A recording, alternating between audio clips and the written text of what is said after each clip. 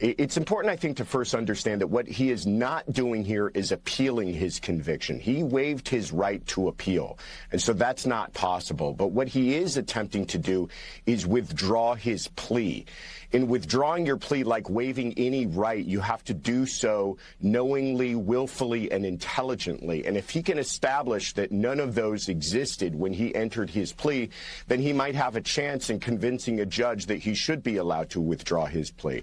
But with that piece of tape that we showed earlier, the judge was very thorough in taking his plea, and it had him acknowledge that this was being done knowingly, willfully, intelligently, several times throughout the course of his plea, so that he understood that he was entering into this plea with eyes wide open.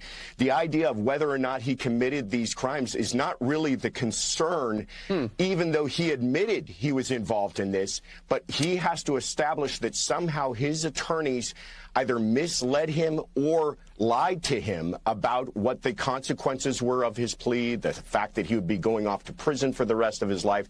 And the judge, again, put all of that on the record, making, I think, a very thorough record that he willfully, knowingly, and intelligently waived his plea. So I think the chances here of him actually being successful are very low. And we just put up, Josh, an image of that handwritten note that he sent to the judge, where he blames his attorney. He's not going to take responsibility for what he did.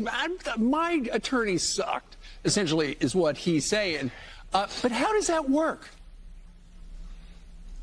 Yeah, one of the ways in which you can establish that your plea should not stand is ineffective assistance of counsel. Him saying that his attorney sucked, or his way of saying ineffective assistance of counsel. But again, it's not just the idea that my attorneys were not thorough enough or I didn't quite understand things, but he has to show beyond that they misled him, that they were somehow willful in misleading him, or were so inept in explaining to him the consequences that he simply couldn't understand and appreciate them. Again, I think the judge covered all of that on the record with that discussion they had in court during his plea. Real quick exit question regarding this topic. The chances of him getting a new trial are?